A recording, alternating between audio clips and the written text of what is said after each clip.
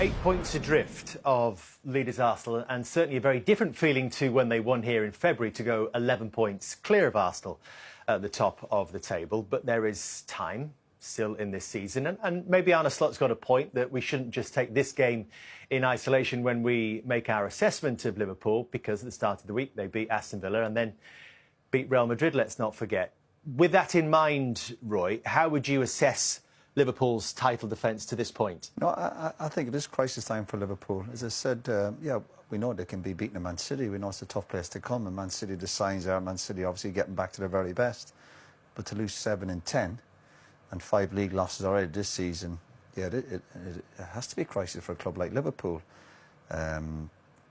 I thought his assessment of the game today was spot on. I think it was very fair. Yeah, the decision could have gone against them, but overall, City looked stronger, technically better, and they look really much better physically than Liverpool today. I thought Liverpool like a really weak team today.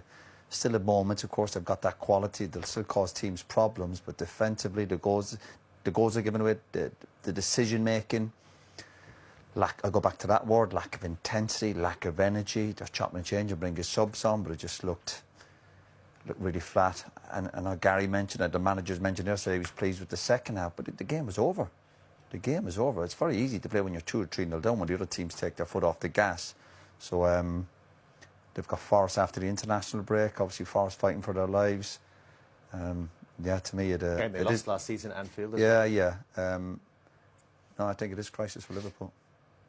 Patrick raised the question of integration potentially being a problem for Liverpool right now. Do you get that feeling that he's not quite sure whether to stick or twist right now with some of these new signings? I think last season they had a lot more consistency and his job was clearly easier. He was inheriting a squad, whereas I think this season they've, of course, made new signings, which some players have hit the ground running. I think Ekitike started extremely well. But the other players haven't quite got there yet. And are we right to expect more, Daniel, when you think about the number of the value of that investment, over £400 million? Well, look, it's an unforgiving league.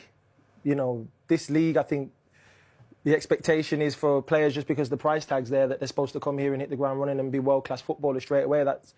It's rare finds in the Premier League that happens, because the demands are high. The intensity of each team you're facing is clearly better than any league around the world. So I think some of the players are surprised at the intensity of the league, and Wirtz is one of them that's actually explained that in interviews. But when we're talking about the manager and talking about the team that he has to select, I think he does need to stick with a team that he truly believes in and gives him 5 games. I think he did try that this week at least.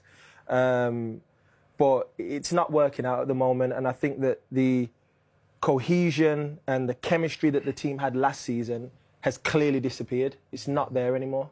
It's not the same outfit that we're used to seeing.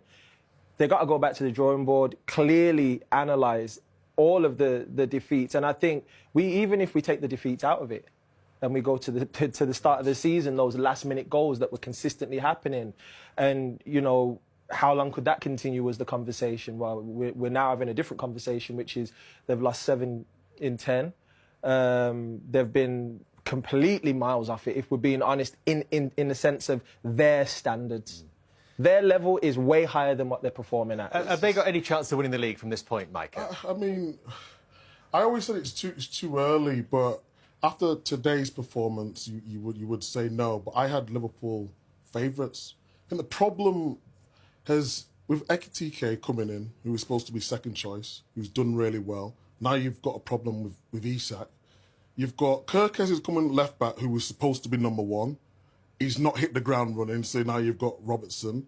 And then it's finding a place for Wirtz. Does really well against Real Madrid. And then today, can you back up that performance? It's not there.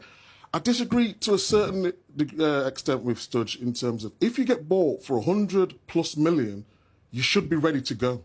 You should be, maybe not in the centre of the park for Liverpool, but out wide, and that's where his good performance. But today we didn't see Wirtz again. And that becomes a problem for the manager, because the players who were supposed to be backups to number 1, they're just... I think the bigger issues are at the back. They're doing better I think the goals they're giving away. I think going forward, not great today, obviously. But Yeah. the goals they're giving away, the full-backs are a huge problem. Goalkeeper needs to do better. Centre-half looks a nervous wreck. Yeah, but that comes from consistency. Alisson is a big miss. Of course. For sure, just for the chemistry at the back. And then when you flip-flopping between Robertson and Kirkers, it's not working. Conor Bradley did so well against Real Madrid. Can he back it up again today? And I thought he was actually Liverpool's one of their better players. When you're today. talking about Wirtz, what are you saying exactly? Like, With Wirtz, I think that if you are bought for that amount of money, regardless of what league you're coming from, you should show more than what he's showing now. And I've protected him and backed him up until this point. But you get bought for that money to show up in big games. you are. But Is that fair? Is that a fair assessment? it's fair to say that the expectation level of a player being, but you don't choose the price tag. You don't go, oh, by the way, I want to be bought for 100+ million quid. So that means now we're talking about analysing him and saying, what are you? You've come to this football club as a creative genius from Leverkusen. Xabi Alonso managed to get the best out of him. So far, this manager is firstly finding a position for him in his team, and secondly, the players trying to figure out the league. So you've got two different things. He's played number 10 in games. He's played on the left in games. We're clearly seeing that at this very moment in time, he's probably better off on the left. For me, the issue is that he's not shooting often, which is one thing that if you're playing in those higher areas on the football pitch, you have to be able to impact the game. I see a player who's someone who the ball goes through him. He's trying to create certain things, but he's not decisive. He's not, the last game, yes, we could argue he's putting chances forward for his teammates, but we do need to see more There's a from good him. player there. He just has to get up to speed. And he's got the age to develop, hasn't he? Yeah. Let's give the kid a chance, but he is struggling physically with the demands.